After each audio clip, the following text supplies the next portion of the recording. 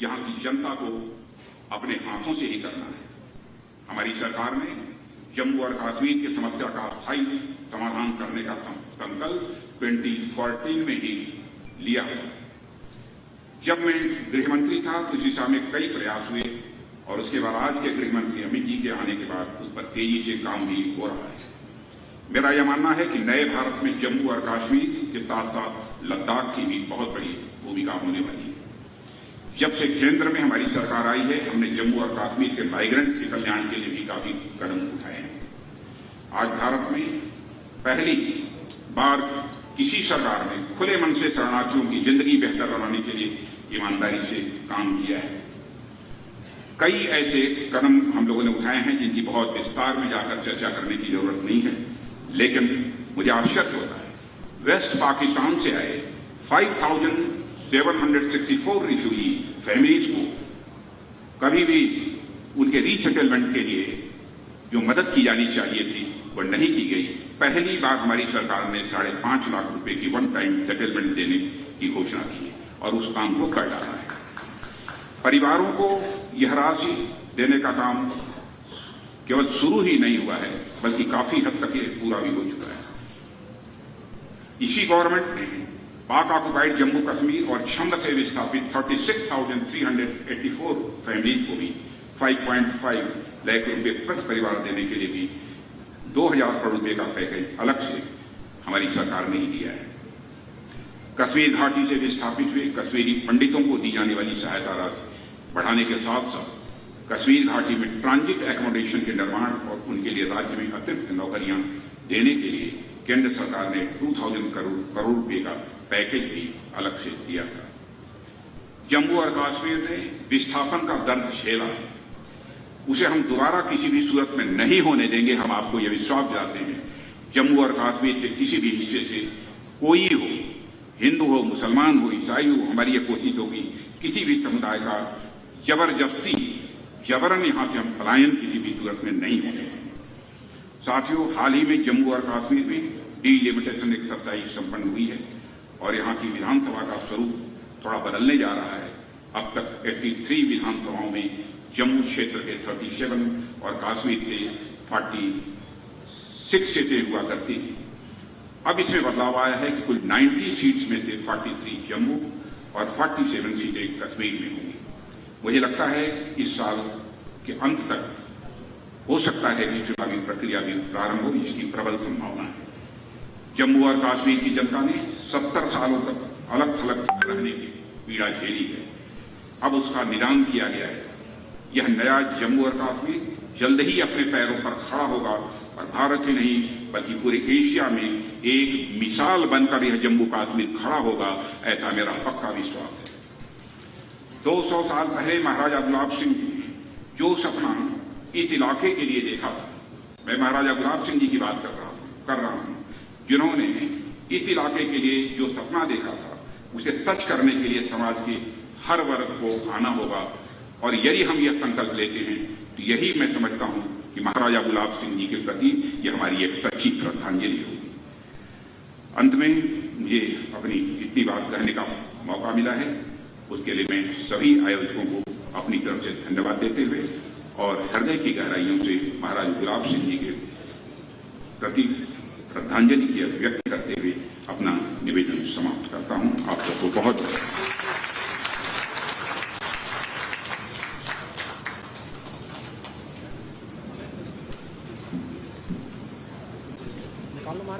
धन्यवाद। आपने प्रत्येक वचन को बड़ी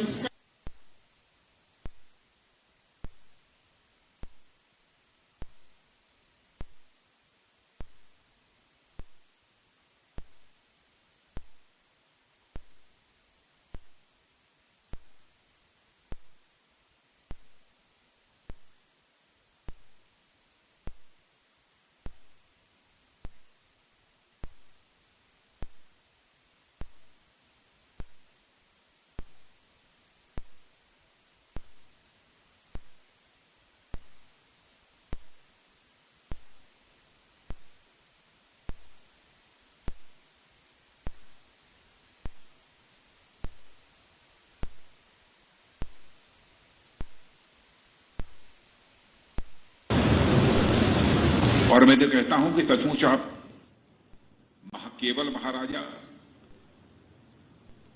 अथवा राजनीतिक क्षेत्र में काम करने वाले एक दिग्गज ही नहीं है, बल्कि आप सरस्वती के वरद पुत्र हैं। ऐसे हमारे श्रद्धेय आदरणीय डॉक्टर कर्ण सिंह जी,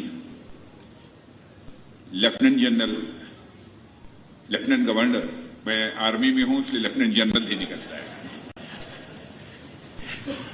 लेफ्टिनेंट गवर्नर जम्मू कश्मीर मेरे मित्र श्री मनोज जी सिन्हा और डॉक्टर जितेंद्र सिंह जी, हमारे भारत सरकार के मंत्री,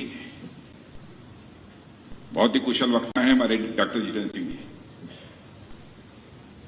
युवराज विक्रमादित्य सिंह जी, श्री अजातशत्रु सिंह जी, श्री रणवीर सिंह जी, श्री रविंद्र जी रैना, श्री जुगल किशोर जी हमारे सांसद, श्री देवेंद्र जी राणा और यहां मौजूद सभी सम्मानित देवियों और सज्जनों। यूं ही मुझे जानकारी प्राप्त हुई कि आज यह कार्यक्रम हो रहा है, पत्र के माध्यम से जानकारी प्राप्त हुई और वो पत्र श्रद्धेय डॉक्टर कर्ण सिंह जी के द्वारा लिखा गया था, तो मैंने बिना बात किए सहज में ही अपनी सहमति प्रदान कर दी कि मैं निश्चित रूप से कार्यक्रम में उपस्थित रहूं, क्योंकि इस परिवार के गौरवशाली इतिहास से बहुत तो नहीं लेकिन कुछ हद तक मैं भी परिचित हूं, इसलिए अपनी सहमति दी। और जम्मू स्थित यह हरिनिवास पैलेस, जिसकी पृष्ठभूमि में आज यहां कार्यक्रम हो रहा है, वह जम्मू और कश्मीर के अंतिम महाराजा हरि सिंह जी का यह निवास स्थान रहा है। साथ ही यह इमारत इस प्रदेश के इतिहास और गौरवशाली संस्कृति की भी प्रतीक है और साथ ही साथ ये संस्थान भी मैं मानता हूं। अभी मुझे यहां की संस्कृति की विविधता और उसके रंग की झलक कोई आए जम्मू कश्मीर में वह देख सकता है। और इस प्रदेश में, देश में डोगरा समाज का जो योगदान रहा है, स्वाभाविक रूप से जम्मू में आते ही उसकी याद तरोताजा हो जाती है। और आज का यह कार्यक्रम जम्मू और कश्मीर के इतिहास की उस घटना से जुड़ा हुआ है जहां से जम्मू रियासत की नींव रखी गई थी। बहनों भाइयों, सभी के द्वारा बताया भी गया है और वैसे भी आप सबको जानकारी है कि आज से ठीक 200 साल पहले 17 जून 1882 को यहां से कुछ दूर अखनूर में चनाब दरिया के किनारे एक दरख्त के नीचे जम्मू की रियासत की बुनियाद महाराजा गुलाब सिंह के राज्याभिषेक के साथ रखी गई थी। उस दिन राज्याभिषेक कार्यक्रम में खुद शेरे पंजाब महाराजा रणजीत सिंह मौजूद थे और उनकी मौजूदगी में ही गुलाब सिंह जी को राजा बनाया गया था। जल्द ही वे राजा से महाराजा बने जब 1846 में की अमृतसर संधि के माध्यम से जम्मू रियासत के राजा गुलाब सिंह जी पूरी जम्मू और कश्मीर रियासत के वह महाराजा बन गए। महाराजा गुलाब सिंह ये इस इलाके ही नहीं, भारत की डोगरी संस्कृति और परंपरा के सच्चे सबूत थे। जो डोगराओं का इतिहास जानते हैं वे इस बात से भी अच्छी तरह परिचित होंगे कि महाराजा गुलाब सिंह जी सिख साम्राज्य के महान शासक महाराजा रणजीत सिंह जी की छत्रछाया में अपनी काबिलियत, अपनी बहादुरी और अपने पराक्रम के बल पर आगे बढ़े। डोगरा समाज और सिख समाज का यह संबंध भारत की महान संस्कृति को पश्चिम में अफगानिस्तान और उत्तर में बाल्टिस्तान और पूरब में तिब्बत तक लेकर गया। मगर 1947 में जब भारत का विभाजन हुआ तो जम्मू और कश्मीर की रियासत के विलय से पहले गैर कानूनी तरीके से एक बड़े इलाके को हथिया लिया गया। आज भी पाक ऑक्युपाइड कश्मीर और गिलगिट बाल्टिस्तान का इलाका पाकिस्तान के गैर कानूनी कब्जे में है। जिन इलाकों को जम्मू और कश्मीर की रियासत में महाराजा गुलाब सिंह ने जोड़ा था, उस पर पाकिस्तान अपना दावा ठोकता है तो मुझे हैरानी होती है। और सच्चाई है कि इन इलाकों में पाकिस्तान की कोई लोकस स्टैंडाई नहीं है। यदि ऐसा होता तो 1966, 62, 72 और 73 में जो पाकिस्तान का आईन या संविधान बनाया गया उसमें कभी गिलगित बाल्टिस्तान पाकिस्तानी हिस्से के रूप में दर्ज नहीं किया गया, जबकि हमारा एक ही संविधान है जिसमें साफ साफ लिखा है कि पाक ऑक्युपाइड कश्मीर और गिलगित बाल्टिस्तान भारत के अभिन्न अंग हैं और संसद के दोनों सदनों में प्रस्ताव भी सर्वसम्मत पारित हुए हैं। जम्मू और कश्मीर के डोगरा शासकों ने यह सुनिश्चित किया कि यह इलाका हमेशा भारत से जुड़ा रहे। यदि विलय होने के बाद जम्मू और कश्मीर राज्य के साथ सौतेला व्यवहार न किया गया होता तो जो यहां अलगाववादी ताकतें थी तो उनको कभी मजबूती अथवा वह जो ताकत मिली है वह न मिली होती।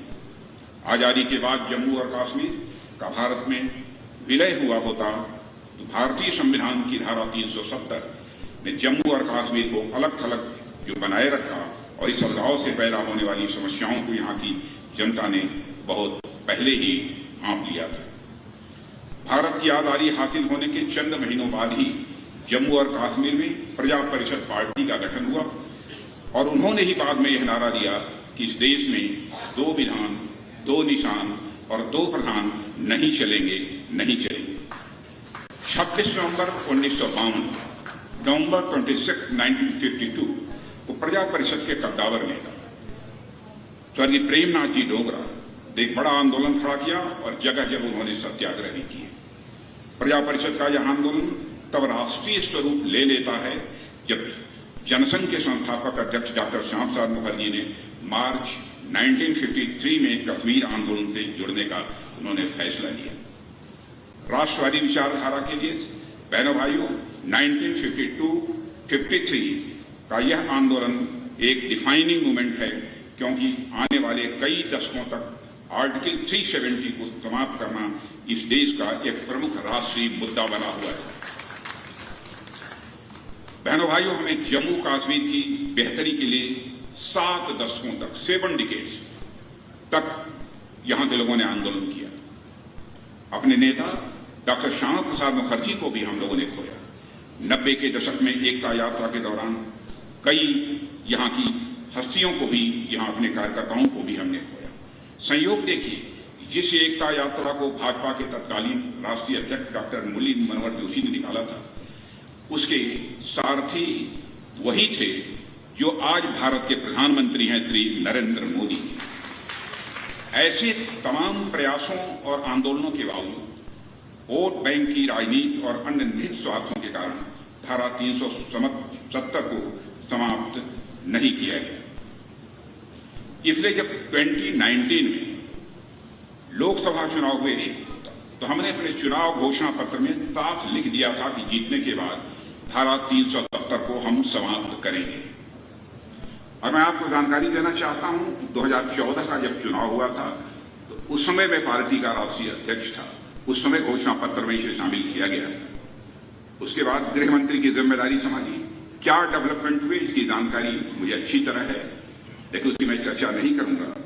लेकिन 2019 में जब एक घोषणा पत्र तैयार हो रहा था तब मैंने प्रधानमंत्री मोदी जी से बात की, क्योंकि घोषणा पत्र तैयार करने की जो कमेटी बनी थी उसका चेयरमैन मैं ही खुद था। मैंने कहा इस बार हम लोग इसे लिख रहे हैं तो चाहे जो कुछ भी हो, इस धारा 370 को हमको जम्मू कश्मीर से समाप्त करना है। उन्होंने कहा कि निश्चित रूप से घोषणा पत्र में इसका उल्लेख होना चाहिए और उसका घोषणा पत्र में उल्लेख किया गया। आखिरकार वह दिन आ गया, 5 अगस्त 2019 कोई वह ऐतिहासिक क्षण आ गया जब संसद के दोनों सदनों ने धारा 370 को समाप्त करने का प्रस्ताव पारित कर दिया और जो भारत के साथ एक संवैधानिक दूरी थी वह स्वतः समाप्त हो गई। धारा 370 समाप्त होने के बाद यहां काफी बदलाव हुआ है। मुझे आश्चर्य होता है, यहां परमानेंट रेजिडेंट सर्टिफिकेट्स सालों से लोगों को नहीं मिल पा रहे थे। भूमि कानून में भी कई संशोधन जो पहले ही हो जाने चाहिए थे वह नहीं हुए, वह अब आकर करना पड़ा है। यहां के वाल्मीकि समाज को भी हक नहीं दिया जा रहा था। उन्हें वो हक दिया गया। साथ ही साथ हमने हिंदी और कश्मीरी के साथ डोगरी भाषा को भी जम्मू कश्मीर की राजभाषा बनाकर डोगरी संस्कृति का सम्मान किया है। यह सब सारे काम पहले ही होने चाहिए। न जाने कितने ऐसे कानून थे जो शेष भारत में तो लागू थे, लेकिन जम्मू कश्मीर में वह लागू नहीं थे। मुझे आश्चर्य होता है, एंटी करप्शन एक्ट, इस हिंदुस्तान का अकेला राज्य था जम्मू कश्मीर जहां कि एंटी करप्शन एक्ट लागू नहीं था। लगता है कि जैसे धारा 370 लगने के बाद यहां राम राज्य स्थापित हो गया था, यहां पर कोई करप्शन करने वाला था ही नहीं, शायद इसीलिए एंटी करप्शन एक्ट बनाने की जरूरत तो महसूस ही न हुई। लेकिन एंटी करप्शन एक्ट को भी हम लोगों ने लागू किया। 170 ऐसे कानून थे जो पूरे भारत में लागू थे, लेकिन जम्मू कश्मीर में लागू नहीं थे। यहां पंचायती राज एक्ट पूरी तरह से लागू नहीं था। हमने धारा 370 समाप्त करके लोकतंत्र को पंचायत स्तर पर मजबूत करने की दिशा में भी कदम बढ़ाया है। न जाने कितने प्रयास हुए, यहां पर पंचायती राज की संस्थाएं मजबूत न होने पाए। इसके लिए भरपूर कोशिश हुई, मगर हमारे प्रधानमंत्री की लोकतंत्र के प्रति प्रतिबद्धता के कारण आज जम्मू और कश्मीर में भी पंचायती राज्य संस्थाओं को भी मजबूती दे दी गई है। बहुत सारी सरकारी योजनाएं यहां पर लागू नहीं हो पा रही थी, आज उनका लाभ जम्मू और कश्मीर की आम जनता को मिल रहा है। आपको जानकर हैरानी होगी इस बात की कि 70 सालों तक जम्मू और कश्मीर के बाहर से, सिर्फ जम्मू और कश्मीर के बाहर से 70 सालों केवल 17,000 करोड़ का इन्वेस्टमेंट आया था, जबकि धारा 370 समाप्त होने के बाद 2 सालों के अंदर 38,000 करोड़ का इन्वेस्टमेंट जम्मू कश्मीर में। क्या हो रहा था जम्मू कश्मीर, यह बात समझ में नहीं आती। यह अपने आप में साबित करता है कि जम्मू और कश्मीर की तस्वीर और तकदीर अब दोनों तेजी के साथ बदल रही है। बहनों भाइयों, आज जब सारा देश अपनी आजादी का अमृतकाल मना रहा है, तो हर भारतवासी अपने प्रयासों और संकल्पों को इस देश के साथ जोड़ने का प्रयास कर रहा है। इसलिए जब जम्मू और कश्मीर के नागरिकों की बात चलती है, तो उनका यह फर्ज बनता है कि उन लोगों को याद करें जिन्होंने इस प्रदेश और देश को एकता के सूत्र में जोड़ा है। ऐसे महापुरुषों में महाराजा गुलाब सिंह, महाराजा रणजीत सिंह से लेकर प्रेमनाथ जी डोगरा जैसे लोगों के नाम प्रमुखता से स्वाभाविक रूप से उभर कर आते हैं। जम्मू कश्मीर का जहां तक प्रश्न है, जम्मू कश्मीर में हमेशा एक मल्टी कल्चरल सोसाइटी रही है। जब महाराजा गुलाब सिंह जी और महाराजा रणजीत सिंह जैसे शासक इस इलाके में शासन करते थे, तो हिंदू, मुस्लिम, अफगानी, बौद्ध और न जाने कितने अन्य समुदाय मिलजुल कर काम करते थे। मैं जम्मू कश्मीर के बहनों भाइयों से भी मैं अपील करना चाहता हूं, यह जो हमारा सोशल फैब्रिक है, यह जो हमारा सामाजिक ताना बाना है, जाति, पंथ, मजहब, इन सब सारी चीजों से ऊपर उठकर हमारी तरफ से भरपूर कोशिश होनी चाहिए कि यह ताना बाना, सामाजिक ताना बाना किसी भी सूरत में जम्मू कश्मीर का टूटना नहीं चाहिए। यही इसकी सबसे बड़ी ताकत है, क्योंकि जिस देश भारत के रहने वाले हम लोग हैं, भारत दुनिया का अकेला देश है। जिस देश के रहने वाले ऋषियों और मनीषियों ने भारत की सीमा में रहने वाले लोगों को ही अपने परिवार का सदस्य नहीं माना है, बल्कि विश्व की धरा पर जितने भी लोग हैं सभी को अपने परिवार का सदस्य मानते हुए वसुधैव कुटुंबकम, यानी the whole world is a family, यह मैसेज देने वाला